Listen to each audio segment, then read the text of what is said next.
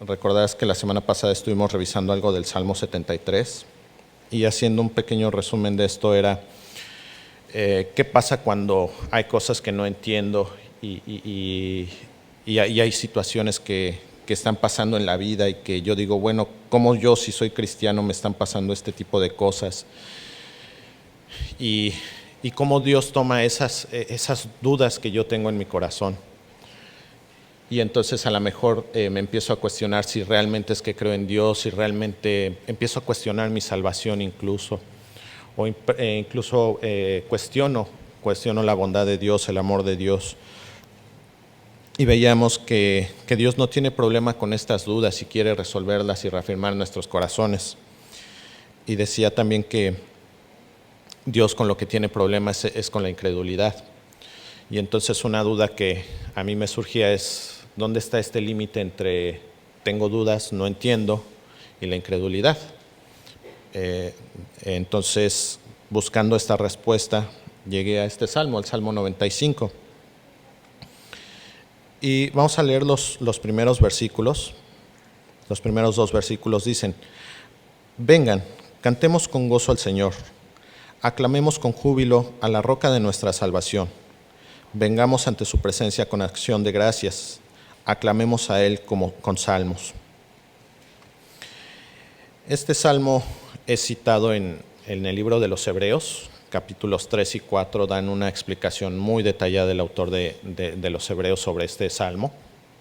Te recomiendo que lo leas, el libro de Hebreos también para tener una explicación mucho más profunda de lo que voy a alcanzar a revisar hoy, pero ahí el autor de los Hebreos se refiere al Salmo como un Salmo de David, bien puede referirse a que efectivamente el autor es David o refiriéndose a que es uno de los salmos que viene en el libro de los Salmos de David. Entonces, no está bien claro quién es el autor del Salmo, pero en cualquier forma, el Salmo nos empieza hablando sobre este Dios maravilloso, este Dios glorioso, y el salmista reconoce esto, ¿no? Y seguramente tú has oído de esto, a lo mejor no te sabes exactamente la cita, pero sabes este concepto que viene en el primer libro de la Biblia, en el primer versículo de la Biblia, así es como viene, pero quiero que lo recordemos hoy. Entonces acompáñame a Génesis 1, versículo 1. Primer libro de la Biblia, no es la primera hoja, pero es primer libro de la Biblia, primer versículo de la Biblia.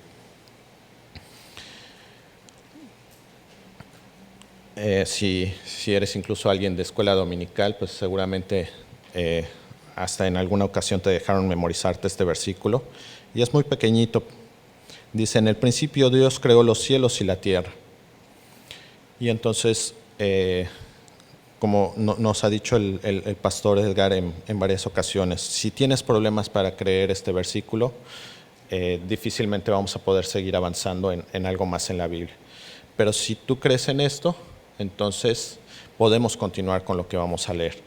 Partiendo de esa idea, lo que vamos a ver en el Salmo tiene que ver partiendo de esto, ¿no? Si creemos que Dios hizo los cielos y la tierra, entonces podemos creer lo que viene a continuación. Y de vuelta en el Salmo 95,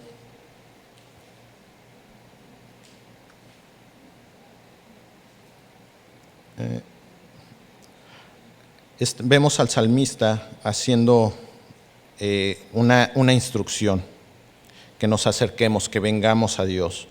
No es una sugerencia, no es algo que el salmista nos dice, ¿qué te parece si hoy que estás de buenas, pues te acercas al Señor? ¿Qué te parece si hoy pues alabas a Dios? O sería una buena idea, o te recomiendo, es bueno para tu vida. No, o sea, nos dice, vengan, o sea, es un imperativo. Cantemos, o sea, es un imperativo, ¿no? Y ojalá hayas tenido la oportunidad de estar aquí desde que inició el cantar y alabar a Dios. De esto es de lo que nos habla este salmo, ¿no? Cantemos con el gozo al Señor, cantemos con gozo al Señor. Ahora, no es nada más venir y canto o lo pongo en la regadera y así como que para escuchar algo de música. No, o sea, es cantemos con gozo, con alegría, disfrutándolo. Aclamemos con júbilo a la roca de nuestra salvación. Y aclamemos se refiere a gritar, ¿sí? Es que haya fuerza, que realmente estemos disfrutando el momento. Y en el versículo 2 nos repite la misma idea: vengamos ante su presencia con acción de gracias, aclamemos otra vez gritar a Él con salmos, ¿no? Con cánticos. Entonces, esta idea es importante para el salmista y es importante para Dios. Ahora, ¿por qué es importante esto? Nos dice el versículo 3, porque Dios grande es el Señor. Esa debiera de ser ya suficiente razón para que nosotros aclamemos a Dios. Y el Rey grande sobre todos los dioses. Ahora, este gran Rey sobre todos los dioses, tú dirías, pues se supone que Israel es un pueblo que solo cree en un Dios. ¿Por qué Rey sobre todos los dioses? Y la razón es, el salmista no cierra los ojos al mundo en el que está. Está en un mundo donde cada cultura crea su propio Dios. Y literalmente crea su Dios. O sea, hace una estatua y dice, mi Dios es así, tiene estas características y le gusta que haga esto, pero eso lo crea cada cultura. Cada cultura dice, a mi Dios le gusta esto, a mi Dios le gusta que yo sacrifique niños y se los presente. Y cosas de este tipo. Y ante esa realidad que el salmista está viviendo, dice, mi Dios es el Dios que gobierna sobre cualquier otro Dios que tú puedas inventar, ¿no? Y esto es importante porque hay naciones alrededor de Israel que son grandes, que tienen grandes territorios. E Israel en comparación es un pueblo muy pequeño, ¿no? Hay pueblos con más poderío. Y ante esto, cuando hay guerras, se convierten en guerras de dioses, ¿no? O sea, si yo gano una guerra, es porque mi Dios es más fuerte que tu Dios.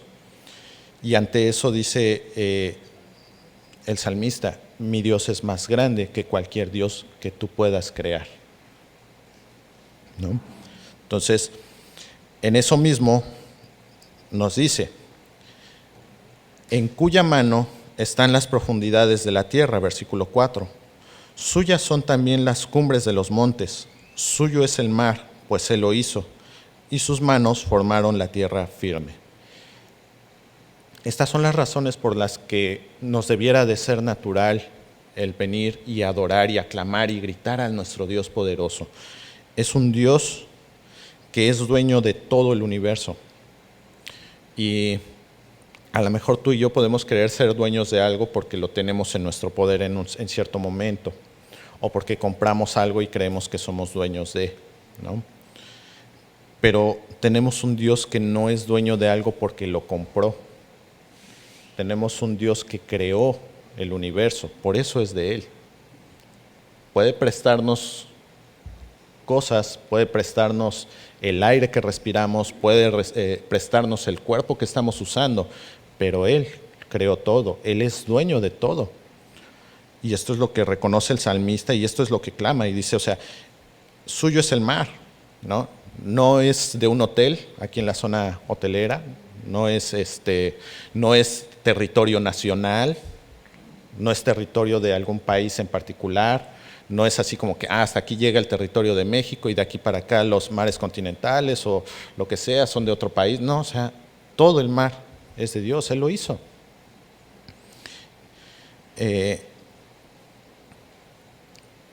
Sus manos formaron la tierra firme.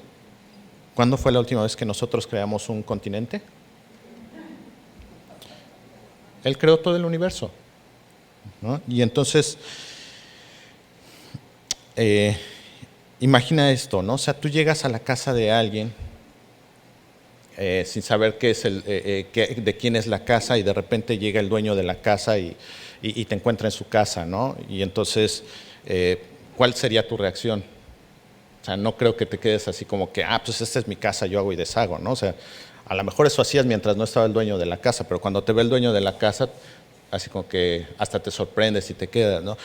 Entonces, estamos en la casa de Dios, en lo que Él formó, Él es el dueño. Y cuando digo la casa de Dios, no es que Él esté contenido acá, sino que esto es propiedad de Él. Y entonces, pues nuestra reacción debería de ser esa, ¿no? O sea, somos encontrados en una casa ajena, deberíamos demostrar respeto al dueño de la casa. Y entonces en ese contexto dice el verso 6, vengan, adoremos y postrémonos, doblemos la rodilla ante el Señor nuestro Hacedor, porque Él es nuestro Dios y nosotros el pueblo de su prado y las ovejas de su mano. Si ustedes oyen hoy su voz, y hasta ahí lo vamos a leer ahorita, si no te basta el hecho de que Él sea el creador del universo para adorarlo, por si eso fuera poco, no solo creó el universo, Él tomó del polvo de la tierra y con eso te formó a ti y con eso me formó a mí. O sea, Él nos creó de la nada. Entonces, si tú agarras un pedazo de masa, un pedazo de plastilina, Play-Doh para los más modernos, y formas una figura, ¿de quién es esa figura? Es tuya. La figura no puede agarrar y decir, yo me creé solito, yo soy mi dueño. Y entonces, si tú formaste eso, puedes agarrar, destruirlo y tirarlo a la basura, porque eres el dueño de esto. Así somos nosotros, criaturas en manos de Dios. Por eso dice aquí, Él es nuestro hacedor. El versículo 7, porque Él es nuestro Dios y nosotros el pueblo de su prado. Ahora, seguramente si Dios fuera como tú o fuera como yo, pues estaríamos en peligro de que de repente se enoje y agarre eso y nos destruya como bola de plastilina, ¿no? Pero ese no es el Dios que tenemos. Afortunadamente, Dios no es como tú, no es como yo. Dios tiene un corazón diferente y dice, somos pueblo de su prado y las ovejas de su mano. Y puedes leer el Salmo 23 y te va a dar más detalle el Salmo 23 de qué significa esto, de que somos sus ovejas, de que Él nos cuida. Y en este contexto, en este Dios, ahora nos dice el salmista, bien, si ya te quedó claro quién es Dios, quiénes somos nosotros, el tamaño enorme de Dios y el tamaño de nosotros, nuestra reacción natural debería de ser humillarnos, tirarnos al suelo y adorar a este Dios tan maravilloso que en su grandeza ha decidido amarme, ha decidido llamarme su pueblo. Y ahora dice, final del versículo 7, si ustedes oyen hoy su voz, versículo 8, no endurezcan su corazón como en Meriba, como en el día de Masá en el desierto, cuando sus padres me tentaron, me pusieron a prueba, aunque habían visto mi obra. Si escuchas hoy su voz. ¿Y qué estamos haciendo el día de hoy aquí? Estamos escuchando su voz, estamos leyendo lo que Él dejó escrito. Él dejó escritas estas palabras que estamos escuchando y a partir del versículo 8 son palabras de Dios que el salmista está expresando aquí. Hasta antes de este versículo es el salmista hablando acerca de Dios, pero aquí es directamente Dios dirigiéndonos, o sea, son palabras de Dios hablando en primera persona. Por eso dice, cuando sus padres me tentaron, no está diciendo que hayan tentado al salmista, sino cuando tentaron a Dios, me pusieron a prueba, aunque habían visto mi obra, la obra no del salmista, sino la obra de Dios. No endurezcan su corazón. Ahora, ¿de qué está hablando aquí el salmista cuando dice no endurezcan su corazón como en Meriba, como en el día de Masá en el desierto? ¿A qué se refiere cuando habla de esto? Acompáñame a Éxodo 17, segundo libro de la Biblia. Éxodo capítulo 17, versos 2 al 7.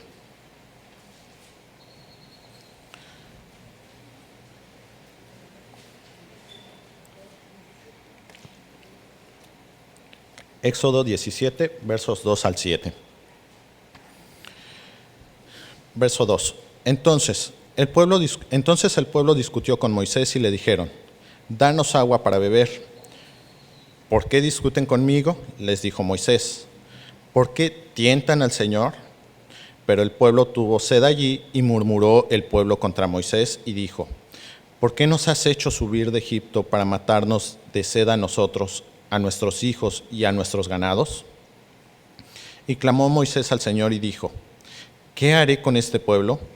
Un poco más y me apedrearán. Entonces el Señor dijo a Moisés: pasa delante del pueblo y toma contigo a algunos de los ancianos de Israel, y toma en tu mano la vara con la que golpeaste el Nilo y ve. Yo estaré allí delante de ti sobre la peña de Horeb. Golpearás la peña y saldrá agua de ella para que beba el pueblo.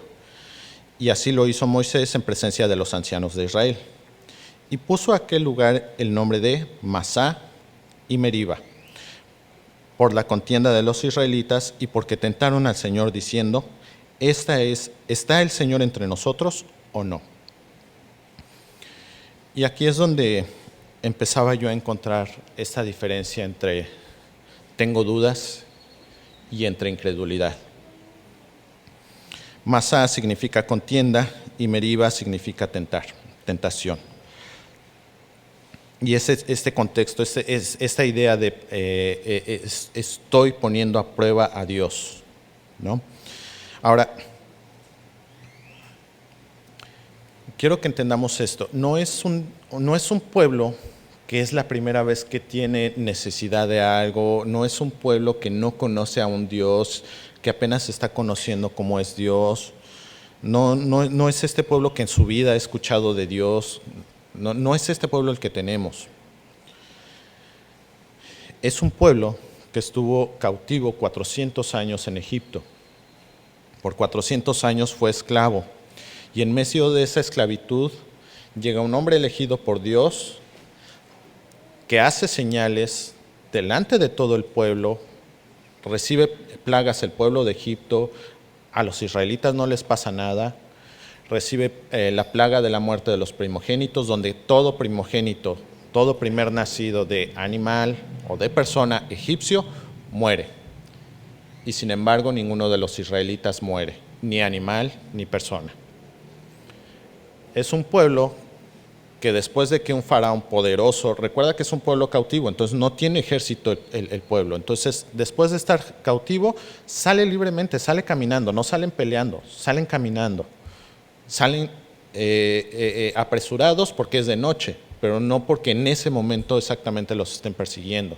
Tan es así que cuando van saliendo, el pueblo de Egipto les va regalando joyas. Todo eso lo puedes leer en Éxodo. Y en medio de esa salida, el faraón cambia de parecer y entonces persigue a los egipcios, a los israelitas, y los acorrala contra el mar. Y en ese momento, una señal que tú y yo quisiéramos a lo mejor ver para decir, ahora sí voy a creer en Dios. Fuego de un lado, el mar del otro, se abre el mar. Y entonces pasa el pueblo tranquilamente. Chanclitas secas. No se llenan de lodo las chanclitas. Y todavía después de eso se cierra el mar sobre el ejército poderoso que venía. O sea, son los carros del faraón. O sea, es el ejército más poderoso que tenía Egipto para perseguir a unos esclavos. Y ante eso, Dios destruye este ejército con agua. Este pueblo es del que estamos hablando aquí. Todo esto ya le pasó. Ellos fueron testigos. Esta es la generación que vio esto. O sea, no es como nosotros que lo estamos leyendo. O sea, ellos lo vieron. Y ante esto dicen, tenemos sed. ¿Para qué me sacaste de Egipto? Allá tenía agua. Y esta es una queja continua del pueblo de Egipto. Allá tenía donde morirme. Me traes acá que no tengo ni una tumba donde caerme. Allá tenía que comer. Era esclavo, pero eso es lo de menos. Tenía que comer. Acá me tienes sin comer nada. Allá cambiaba de ropa cada rato. Acá me traes con la misma ropa que no se ha gastado nada y no puedo cambiar de guardarropa.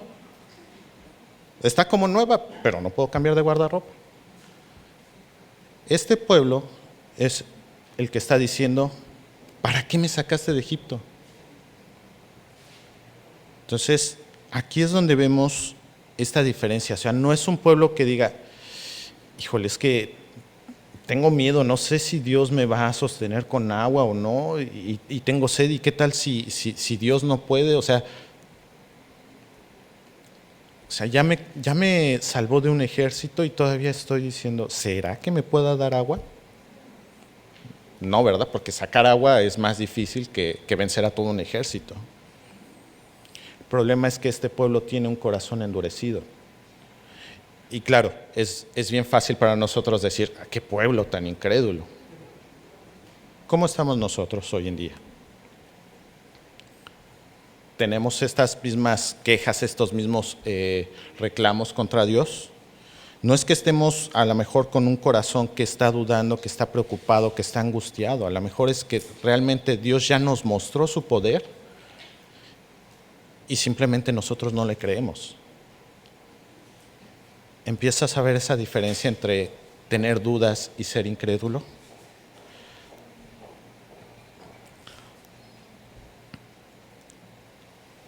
Vamos de vuelta al Salmo 95.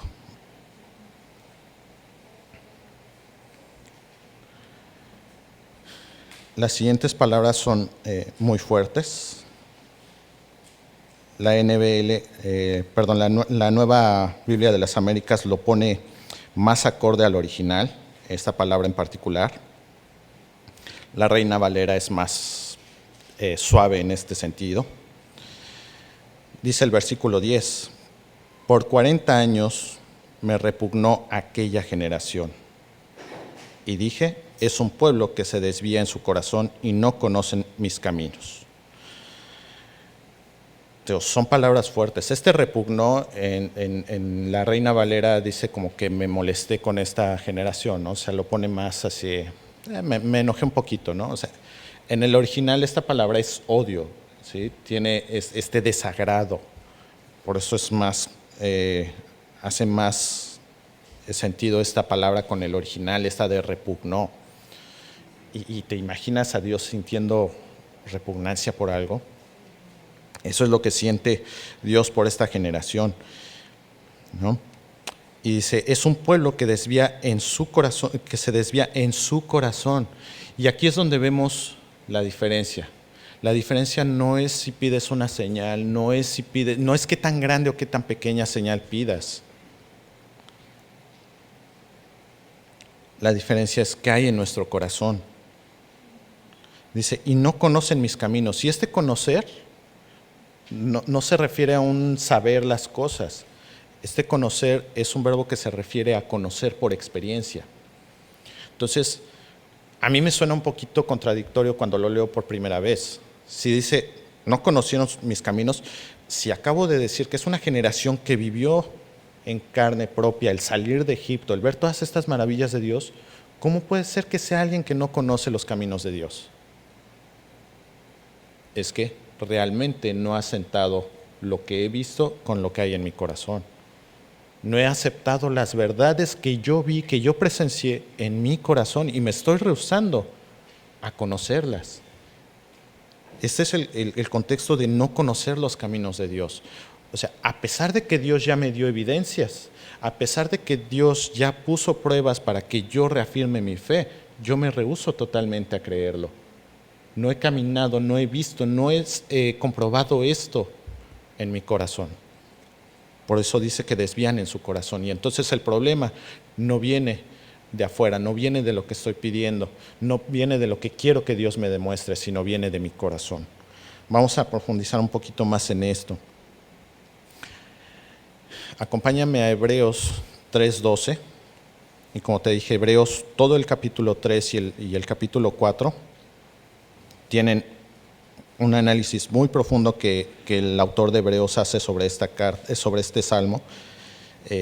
Cita el salmo y después de citarlo es que aparece esta esta porción que vamos a leer de Hebreos 3, Hebreos capítulo 3, versículo 12.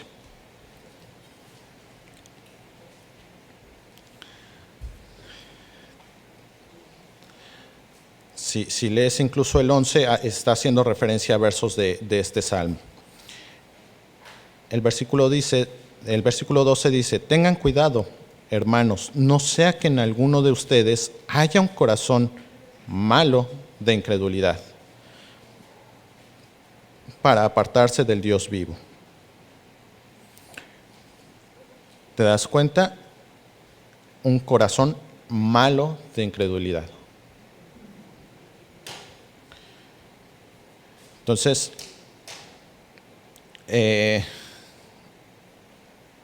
repito, el problema es nuestro corazón. Nuestro corazón es el que es malo, el que está endurecido, el que no está aceptando las verdades que ya nos está mostrando Dios. Ahora, ¿cómo se ve este corazón malo de incredulidad? Porque te decía, lo que a mí me interesa es saber si yo tengo un corazón malo de incredulidad, porque yo no quiero tener un corazón malo delante de Dios, ¿sí? Porque no quiero que Dios me repugne o sienta repugnancia por mí. Vamos a Mateo capítulo 16. Mateo capítulo 16, versos 1 al 4. Entonces los fariseos y los saduceos se acercaron y poniendo a prueba a Jesús, ¿poniendo cómo? A prueba a Jesús, le pidieron que les mostrara una señal del cielo. Pero él les dijo: al caer la tarde ustedes dicen, hará buen tiempo porque el cielo está rojizo, y por la mañana hoy habrá tempestad porque el cielo está rojizo y amenazador. ¿Saben ustedes discernir el aspecto del cielo, pero no pueden discernir las señales de los tiempos? Una generación perversa y adúltera busca una señal, y no se le dará señal sino la señal de Jonás. Y dejándolos, se fue. Entonces, ¿qué es más difícil para Dios? Para ti, para mí es imposible, pero para Dios, ¿qué es más difícil? ¿Abrir el mar rojo? ¿Matar a todos los primogénitos? ¿O, como hizo Jesús, sanar a un enfermo ahí delante de los saduceos? ¿Crees que a Jesús le hubiera costado trabajo levantar un muerto en ese momento? Ya lo había hecho antes para este punto. Ya había hecho sanaciones de enfermos. ¿Y cómo habían reaccionado los saduceos y los fariseos? No dijeron gloria a Dios. Dijeron, ¿por qué los sanas en día de reposo?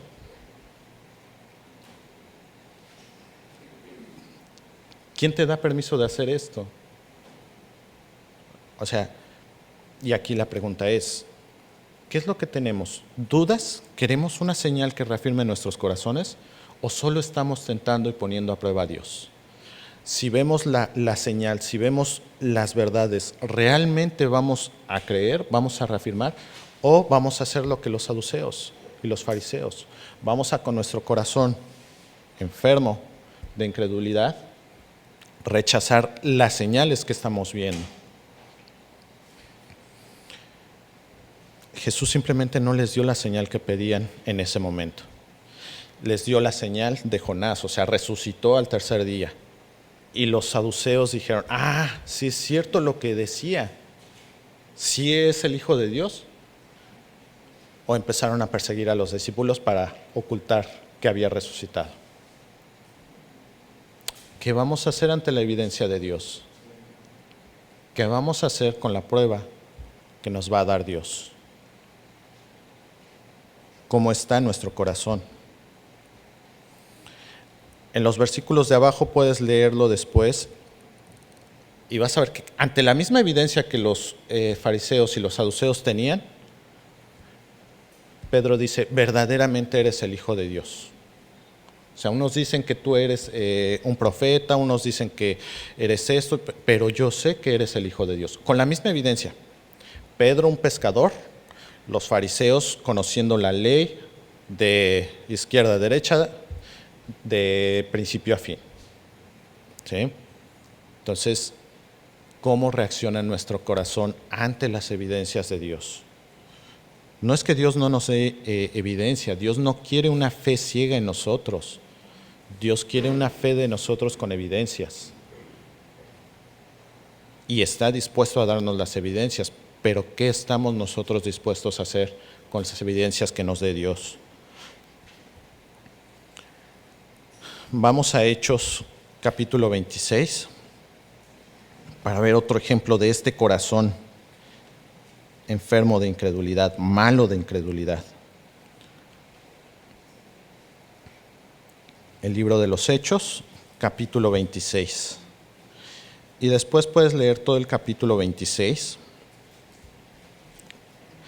para que veas toda la descripción que hace Pablo sobre todo lo que le pasa prácticamente desde que era niño. Explica toda su vida, explica cómo es su conversión, explica por qué ahora, en lugar de ser un perseguidor de la iglesia, es defensor de la iglesia, y lo explica muy detalladamente. Y esto lo está haciendo porque está siendo juzgado ante Agripa, un rey, y ante Festo. Y esta defensa la está haciendo porque él pidió que lo llevaran ante el César para él poder defender su causa y que él lo dejen en libertad. Y en ese contexto, el versículo 2 dice: con respecto a todo aquello de que los judíos me acusan, me considero afortunado. O sea, estoy bajo juicio y todavía digo, gracias a Dios. Oh rey Agripa, de poder presentar hoy mi defensa delante de usted. No está contento por lo que le pasa, está contento porque va a poder explicarle a Agripa la situación. Sobre todo porque es experto en todas las costumbres y controversias entre los judíos, por lo cual le ruego que me escuche con paciencia. Ahora, Agripa es un rey que no es judío, pero aquí Pablo, y por eso quería que leyéramos estos versículos, está diciendo, conoces súper bien a los judíos, has estudiado la historia de los judíos, sabes sus costumbres, sabes sus ritos, ¿sí? Sabes de todas las maravillas que ha hecho Dios, o sea, lo conoces. Y Agripa lo escucha. Agripa escucha a Pablo. Y si bajas al versículo 24, vamos a ver cómo termina después de que Pablo hace toda esta defensa de su caso y hace toda la explicación. Recuerda, ante alguien que no es judío, pero tiene un conocimiento amplio de lo que está pasando. Versículo 24 dice: mientras Pablo decía esto en su defensa, esto es toda la explicación que está dando, Festo dijo a gran voz: Pablo, estás loco, tu mucho saber te está haciendo perder la cabeza. Pero Pablo le respondió: no estoy loco, excelentísimo Festo, sino que hablo palabras de verdad y de cordura. Porque el rey entiende estas cosas, el rey se está refiriendo a Agripa, y también le hablo con confianza, porque estoy persuadido de que él no ignora nada de esto, pues no se ha hecho en secreto. O sea, todo lo que Pablo está relatando que ha sucedido, Agripa lo conoce, o sea, sabe, ha leído los periódicos y ha visto las noticias y demás. Rey Agripa, ¿cree usted en los profetas? Yo sé que cree. O sea, tenemos hasta un creyente, o sea, ha leído la Biblia y dice, sí, sí es cierto, Dios creó, sí, sí sé lo que dice la Biblia y creo que es verdad la Biblia. Esto está muy fuerte. El versículo 28 nos dice: entonces Agripa le dijo a Pablo: en poco tiempo me persuadirás a que me haga cristiano. En la Reina Valera dice casi, por poco, ¿no? Por poco y me hago cristiano. Y, o sea, sí creo, sí, está bien, o sea, te entiendo todo lo que me estás diciendo, sé todo lo que ha pasado, sé que es verdad lo que me estás diciendo, pero no quiero creer. No quiero creer. Oye, pero ¿ya viste? Sí, ya vi, pero no quiero creer. Es lo mismo que tenemos en el pueblo cuando dice, no conocieron mis caminos. ¿Sabes? Ahí están las evidencias, está bien, son ciertas.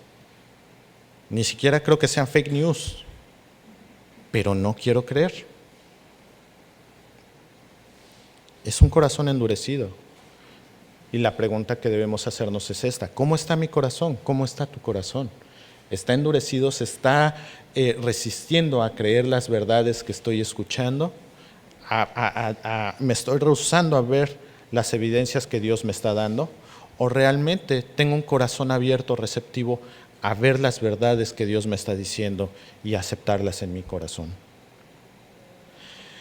Si estos fueran los únicos ejemplos que hallamos en la Biblia, sería triste, porque para mí sería como que una condenación. Ya no tenemos esperanza. Pero tenemos ejemplos de hombres que sí tienen un corazón dispuesto a escuchar las verdades de Dios y aceptarlas en su corazón. Acompáñame a Juan 20, el último de los 4 evangelios. Juan capítulo 20,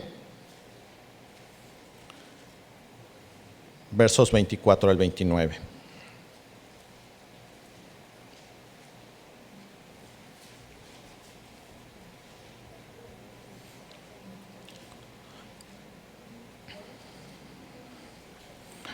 Ahora, aquí, una vez que Jesús resucitó, una vez que Él se apareció a 10 de sus discípulos en una habitación cerrada, y que les está dando que vean que realmente resucitó, porque para este punto ya se les apareció a algunas mujeres y les dijeron, no, o sea, están locas, o sea, están viendo lo que quieren ver, o sea, Jesús está muerto. Y en medio de eso se aparece a los discípulos y les dice que crean, y come delante de ellos y todo este encuentro. Pero, dije, a 10. Judas para este momento, Iscariote ya está muerto, y Tomás, pues no sé, yo creo que fue a la tienda por pan o algo así, no estaba. Pero créeme, no fue casualidad. Versículo 24. Tomás, uno de los 12, llamado el Dídimo, no estaba con ellos cuando Jesús vino. Entonces los otros discípulos le decían, hemos visto al Señor. Pero él les dijo, si no veo en sus manos la señal de los clavos, y meto el dedo en el lugar de los clavos, y pongo la mano en su costado, no creeré. Y hasta aquí dices, pues no que íbamos a ver un buen ejemplo. Seguimos con los necios de corazón endurecido. Hay una gran diferencia entre el corazón de Tomás y los corazones que hemos visto. Y a veces somos bien duros con Tomás. O sea, como si ya le están diciendo, ya le dijo todo el mundo, y todavía no quiero ver. Y quiero poner mis dedos ahí para ver que de veras. Porque hasta no confío nada más en mi vista. O sea, tengo que tocar para poder creer. Entonces, ¿qué corazón tan duro? No es tan duro como se ve. Versículo 26. 8 días después, sus discípulos estaban otra vez dentro, y ahora Tomás con ellos. Estando las puertas cerradas, Jesús vino y se puso en medio de ellos, y dijo, paz a ustedes, Tomás incluido. O sea, no llegó y Tomás incrédulo, o sea, ¿cómo no les haces caso? No, o sea, paz a ustedes. No está desechando a Tomás. Luego dijo a Tomás, acerca aquí tu dedo y mira mis manos, extiende aquí tu mano y métela en mi costado, y no seas incrédulo, sino creyente. O sea, Jesús le dice, esto es lo que necesitas para tener tu corazón en paz y creer todo lo que está pasando. Ven, vamos a afirmar tu corazón. Esto era más fácil que resucitar un muerto para darle la prueba a los fariseos que estaban pidiendo. ¿Tú crees que le costaba más trabajo a Jesús hacer eso? No. El problema es qué efecto iba a tener en los fariseos ver otro muerto resucitado, otro sanado. ¿De veras iba a afirmar su corazón? No. Pero en Tomás sí. Y aquí tenemos la evidencia. Versículo 28. Señor mío y Dios mío. Ni siquiera dice que haya dicho Tomás, a ver, vamos a ver si es cierto, a ver, déjame poner la mano. No, o sea, estas palabras le bastaron a Tomás para rendirse y decir, Señor mío y Dios mío.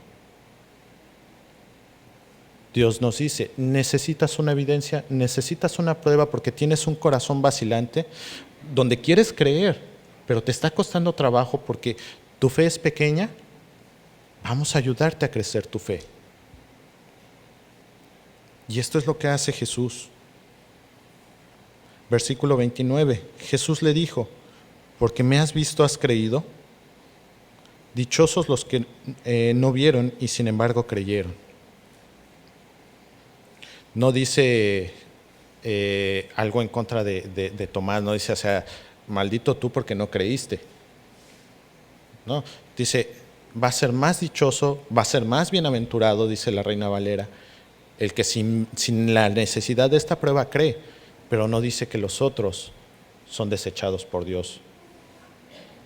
Entonces, nada más tenemos una fe más pequeña, pero Dios dice, vamos a ayudarte a crecer esa fe.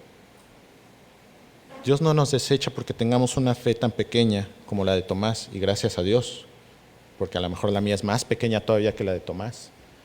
Y aún así Dios con su bondad reafirma mi corazón. Digo, o sea, a veces somos duros con Tomás. ¿Y qué hacemos nosotros con todo este testimonio que ya hemos visto? Tomás no había visto todo lo que sigue en el libro de los Hechos. Tú y yo ya lo sabemos. ¿Qué hacemos con esa evidencia? Entonces, te digo, esto habla de un Dios amoroso que quiere reafirmar nuestros corazones. Sí tenemos un Dios que tiene problemas con la incredulidad. Por eso le dice a Tomás que no sea incrédulo, que sea creyente. Entonces, si tenemos el corazón endurecido y a pesar de la evidencia vamos a negar lo que estamos viendo, las evidencias que estamos viendo, y no forzosamente vista, sino vista espiritual. Si vamos a negar esas verdades, entonces es con lo que Dios tiene problema. Que a pesar de las evidencias que Dios me dé, yo me rehúse a creer esas evidencias.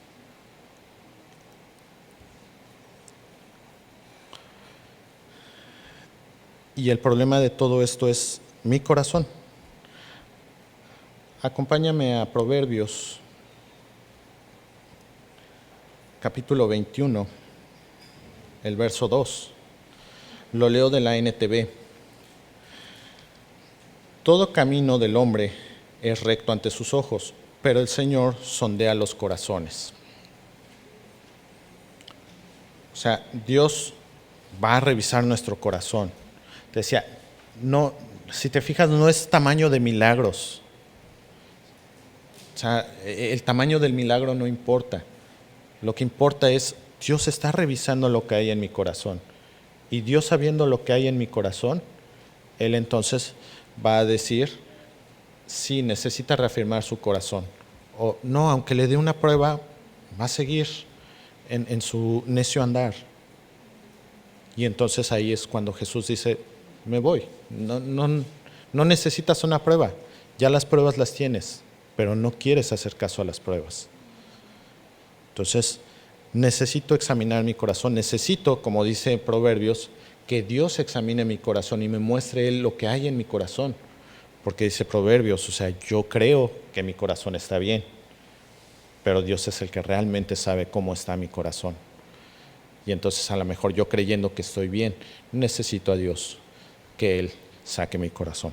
Ahora, si creíamos que aquí íbamos a poder sacar el test y decir, con estos puntos ya sé si sí o si no, no.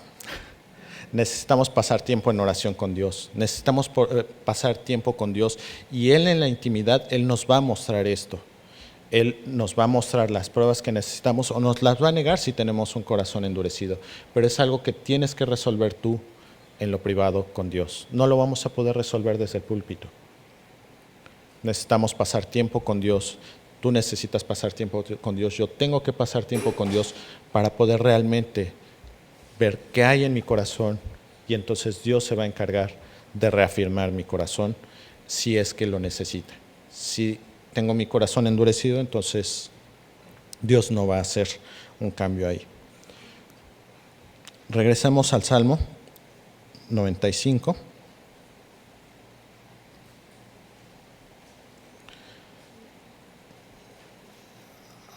Al último versículo. Versículo 11.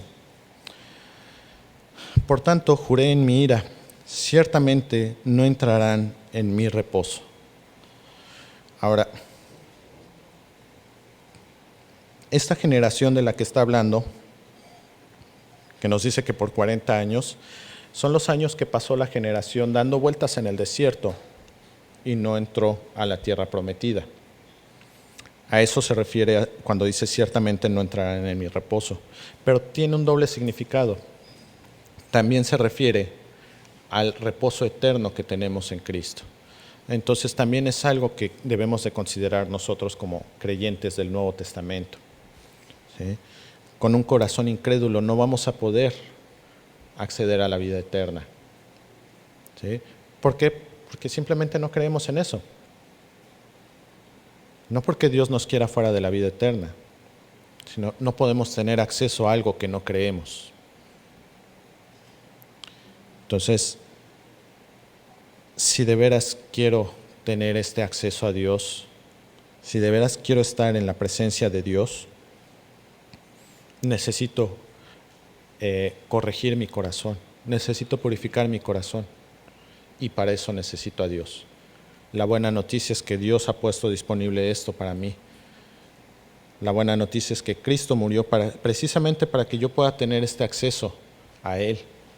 Y si en este momento a lo mejor estoy alejado o a lo mejor no he tomado una decisión por Jesús, puedo tomar esta decisión y Él se va a encargar de trabajar con mi corazón y hacer los cambios que mi corazón necesite para que yo pueda tener este acceso al reposo de Dios, para que yo pueda escuchar algún día a Jesús decir: bien hecho, siervo fiel, entra al gozo de tu Señor.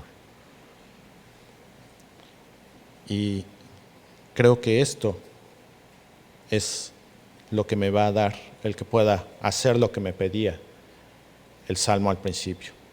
El estar lleno del Espíritu Santo, el estar lleno de esta convicción, y entonces ahora sí voy a poder entender todo esto de lo grande que es Dios y poder rendirle y gritarle y exaltarle al Dios que merece ser exaltado de esta forma.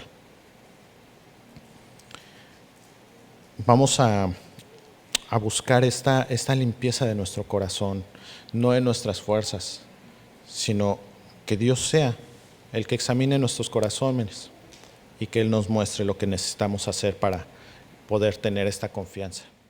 ¿Me acompañas?